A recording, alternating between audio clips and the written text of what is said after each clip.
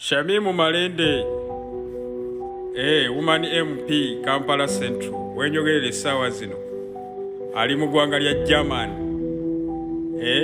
yagenze kufuna breaking news wetwogerera ssaawa zino amawulire si malungi agavaako saidi ya Shamimu Malende ono nga MP owa Kampala elect 2026. abasinga bavudde ne bagamba nti ono ali mu kulimba si mulwadde German gye agenze ku vacation ne baawe tetukyamulaba biki bikigambo bingi nnyo bibogedde neno video yonna egenda kubeera nga explainingira buli kimu ekiri mu kubeera nga kituukawo mu bulamu bwa Shamimu Malende. abasiranka abanyize bagambye nedda akasente kaabwe abakeetaaga billions and billions of dollars. President Museveni yakola ki yasobola kubeera nga aterekerako president Yoweri gwe bajjako ogenda kubeera nga nabyo obinyoka mu maaso awo naye nga tetunagendayo video eno soko gimpereka like oba omaze subscribing wegate ku mukutu gwaffe guno olunaku lwaliro nga bwe nkugambye omukulu Shamimu Malende kigambibwa okubeera nga ono omukyala ebyaddala ayina kansa amulya mpolampola yadde yasobola okuvaayo n'agamba nti ye ayina obulwadde obwa respiratory system naye nga amazima gali nti abasinga oba bakugu bagamba nti omukyala ayinza okubeera nga ayina kansa kyova olaba mu butaku za nviiri. Njagala kumanya mu comment section gwe amanyi ku bulwadde bwa Shamimu Malende olowooza bulwadde ki obusobola okubeera nga bumudduse Germany, obulwadde ki obusobola okubeera nga bumuteeka buli kaseera ku oxygen, obulwadde busobola okubeera nga bumuteeka ku musaayi, bingi nnyo symptoms abadde developing mu biseera bino ebyakalulu. Omukulu amanyikiddwa nga Julius Katongole yavuddeyo n'ategeeza bannayuganda n'agamba nti Shamimu Malende ayinamu ka fatigue ka election. Jjukira bulungi nti yatambula nnyo ne His Excellency Robert Kyagulanyi mu rallies ezisinga mu mawanga oba mu ggwanga lyaffe erya Uganda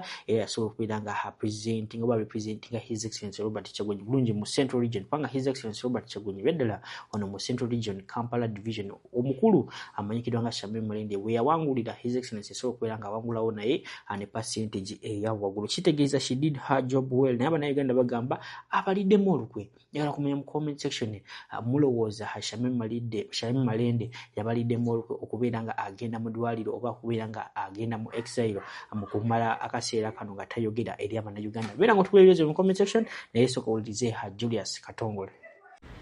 Shamimu Malende, Woman MP Kampala Central, wenjogerera essaawa zino ali mu ggwanga lya German,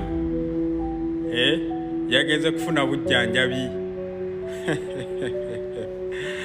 Shamimu Malende olwamaze okumulangirira nti awangudde n'alinyirawo ennyonyi ali mu ggwanga lya Germany yagenze kufuna bujjanjabi. naye politikisi w'e Uganda bannaaye wamalya nsimbi. Shamimu Malende abadde mulamu wano nga bagaba kaadi ng'ali wakati wa Shamimu Malende ne Zahara nga Shamimu Malende toyinza na kumanya nti mulwadde mu kunoonya akalulu awo abadde mulamu nga buli kimu Shamimu Malende omulaba wano omulaba wali omulaba wano olwamaze okumulangirira yatandise katemba we yamuzeemu wakati gwe omulonzi w'e Kampala oba omulonzi yena munnayuganda baga olwalo olina obusobozi obugenda e Germany tetumanyi naye nga kwekiru recovery mukama akusaasira akukomyewo ng'oli mulamu Shamimu Malende naye gavumenti oba mwagala Shamimu Malende akomewo mu ddakiika budakiika mulangirire likawunti Kampala Central Woman MP. Malende agenda kukomawo emisinde naye kati essaawa zino eno mulwadde muye ali ku kitanda. Saako we namna Uganda nze Julius Katongole mu Mirasanafu nzize kwogera ku nsonga y'omubaka omukyalo w'e Kampala Honorable Shamimu Malende mama Kampala. Ndaba abantu abamu batini abatandise ovaayo okulaba nga boogera Honorable Shamimu Malende, abamu nga bagamba Honorable Malende aluwa, Honorable Malende mu kooti nga tetumulaba. Nenebaza Katonda nti ebimu bye twabalaganga nga tusaba Honorable Shamimu Malende aweebwe kaadi abamu batandise okubikola ki okubiraba. Ne Honorable Shamimu Malende naddala okutegeeza bannakampala nti abadde n'okusoomoozebwa kungi naddala mu bulamu bwe n'embeera ze n'embeera n'obudde bwe twayitamu naddala mu kalulu yayita mu kusoomozebwa kungi ngaalwo byatasobola kugamba abantu n'abalonzi ne bannayuganda okutwaliza wamu. Ne twebaza Katonda nti ebintu ebyo agenze abiyitamu, agenze atereera. Era nayogeddeko Honorable Shamimu Malende nze njogera naye era nga ensonga ezimu zimuluma obutabeerawo mu mbeera yonna. Naye omubaka omukyalo w'e Kampala Honorable Shamimu Malende agenda kubeera ng'akomawo. Naye era mu NUP tetulina Shamimu Malende yekka, njawo kijjukiza abantu era ne bannamateeka temulimu Shamimu Malende n'abalala ng'abamu bwe mutaddeko amaanyi okubuuza Shamimu Malende, n'ababaka abalala mubabuuze kubanga tulina n'ababaka abakyala bangi nnyo abamu waliwo ensonga ze mwogerako. Ababaka abakyala abalala baluwa, ababaka abalala baluwa okwogera ku nsonga ezimu kubanga Shamimu Malende ogugwa yagukola era azze agukola. Era n'abantu okubuuza Shamimu aluwa kitegeeza bamwagala, balina saavisi gy'alendalinga eri abantu. Naye n'okumubuuzaako abamu tukibuuze si mu mutima guli, abamu mubuuza mu mutima gumunafuya, abamu muleetamu embeera etali nnungi. Naye ng'omubaka omukyala waali Honorable Shamimu Malende agenda kubeera ng'aweereza bannakampala. Alright, bya Shamimu Malende nga tubitadde ku mabbali. Mugenda wamumbulira side kijoliko mulowooza yazzeemu oba agenda kuddamu akole byakola mutame wedde we yamala okuwangula n'abula mpaka we baddamu okutandika elections oba campaigns elections z'omwaka gwe tubaddemu ogwa 2026. Olowooza agenda kuddamu appearing mu 2031 oba nedda. Naye ng'ebyo nga tetunagendayo oba nga tubimaze, omukulu President Museveni ebibye si birungi oluvannyuma lw'okubeera nga akwatagana oba ina deal gye yakola ne president wa Sri Lanka yaliko president wa Sri Lanka amanyikiddwa nga Gotabaya, ng'ono yawumula kigambye okubeera nga ono yawa President Museveni billions and billions of money, ene basobola okubeera nga bazibba bubbi nga bakozesa Uganda Airlines kuva e Sri Lanka mpaka Uganda, ene zisobola okubeera nga hazingira habulungi. Kati bano basajja bagamba Tino Bo abasobodde okubeera nga bakola investigation zaabwe era ne baloyazi baabwe ne basobola okubeera nga bakonfaminga nti no President Museveni byaddala essente zayingira mu Uganda era yazirina mbu. Owulira ekintu ekyo njagala kubeera nga nkupulengera zino video obirenga obyerabirako ongambi byaddala gwe olowooza President Museveni akasente ako ka billion oba bubbillion bwa sente bwe bagamba asobola okububba, asobola okubeera nga abubba. Beera nga otubulira video zo mu comment section tumale tuyongere. Tambuza video, tambuza video, tambuza video. Tambuza video, tambuza video, tambuza video. Buterevu, munayigana mulungi abitabi kulembona yo mute omagana mulungi ndi wano kukutegeza ti munange ate bofuna kubangizaako ate munange nawo ogamba ti munange kasitukire munyongera kwera nga ekintu kino kikwasaganya nnyo nyine ddala. And guess what, wenjogerera anti nabagambe ebintu ebitera okundetaka mwenyu bwe kitaba kyakuwuliriza mawulire malungi okuva ewa His Excellency Robert Kyagulanyi Ssentamu Commander CEO 001 ate kibeera kireetedde Museveni akabasa. Ebyo byokka ebintu bibiri bye bikyansanyusa mu ggwanga lyattu Uganda nti bwe ndisivinga amawulire amabi okuva ewa Museveni ekyo munnange kindeetera akamwenyu ate bwe ndisivinga amawulire amalungi okuva ewa His Excellency the only elected president of Uganda in law Robert Kyagulanyi Ssentamu ate kindeeta akamwenyu kati ebyo bye nasigaliza okumwenya oba gwe biki ebikumwenyesa nze simanyi.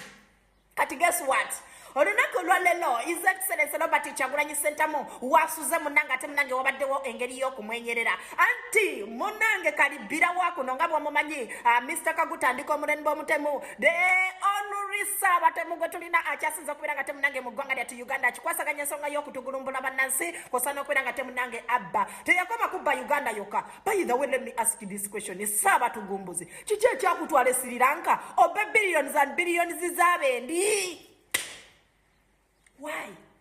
Why could you went to Sri Lanka and to steal Sri Lanka people's money? And guess what? Saba Minister wa Sri Lanka akombye kwalima nagamba nti munange bine bitiritibwa bye mwabala bye bifubutuke Irani. Esawa ya lero gwe Museveni kagenda kukujontoka. Tugenda kubeera nga temunange tukuwasaganya ensonga ezo. We need our money. Era report bazikoze dda waliwona era nga wenjogera bannange ebbaluwa zirisivingiddwa okuva mu bitundu ebyenjawulo okusobola okubeera nga temunange Museveni bongera okumunyiga watudde nkugambye essaawa zino tasobola kubannyonnyola. Mubalaba kwe mudongola mu batufulumya zi billions ez'okugezaako okulaba nti bajja bannansi ku mulamwa maganda mulungi abiita nze ndiwo kusagulira ntalo za Museveni zalegezako okulaba nga temunanga ayitamu eyo mu kimugunyu nga tayagala kutegeeza bannansi era ng'essaawa ya leero gwenjogerera ali mu kugurugurungana ne gavumenti ye Sri Lanka anti Ssaabaminisita we Sri Lanka ali mu kubuuza musajja gw'omubbi omufere akyasinze okuba mubbi mu Africa kiki ekyakuleetera okusituka okujja ene waffe mu Sri Lanka n'otokoma kubba bannansi bo ate n'otandika n'okubba ab'e Sri Lanka otubba biliyonizi yeggwe obubbi obukuyitiridde nga bususse amawanga nno gawereddeko ddala agatandise okubeera nga gateeka Museveni ku nninga kw'ossa n'okubeera nga gamubuuza kajjojijoji w'ebibuuzo n'okubeera nga temunange gamumma legitimacy jjukira Museveni teyafunyeko legitimacy n'omulundi n'ogomo ku nsonga zino izeffereza Robert Kyagulanyi Ssentamu bino bimwongera ssanyu era bimwongera okumuleeta kamwenyumwenyu kw'ossa naffe bannankyukakyuka mu bitundu by'eggwanga eby'enjawulo because tulina okunywa mu kukashempagane by the way because it has been long time nga tulwanirira ekintu kino nga tulwana okubikula embona z'emitwe gy'abannayuganda nga tugezaako okulaba nti buli munnayuganda asobola okutegeera nti the only problem we have in Uganda is kagutandika omulembe omutemu Ssaabanyamparapama kasiiwule naye nyina engeri gye nasiibyemu leero essola ya luno Allah ananzita busi kuba ekifuba kiri bweru wenjasama bwendeekaana munange Allah wange subhanahu wa ta'ala abambi nkusaba bino ebintu ojja kunsaasira naye nga nyina okubeera nga ngira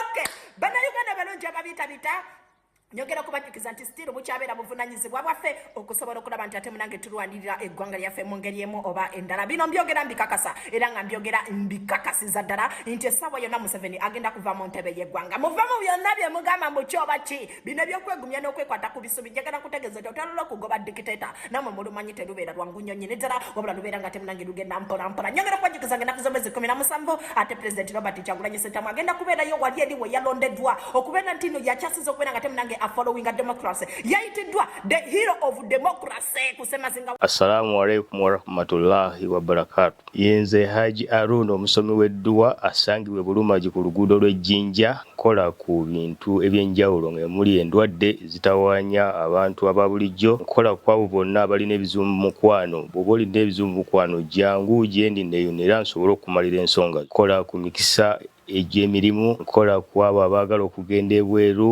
muntu ng'okozesebwa amajiini okozesebwa saitwani ebyo byonna mbikolako osobola okukozesa ennamba z'olaba ku screen oba okuweereza obubaka ku WhatsApp.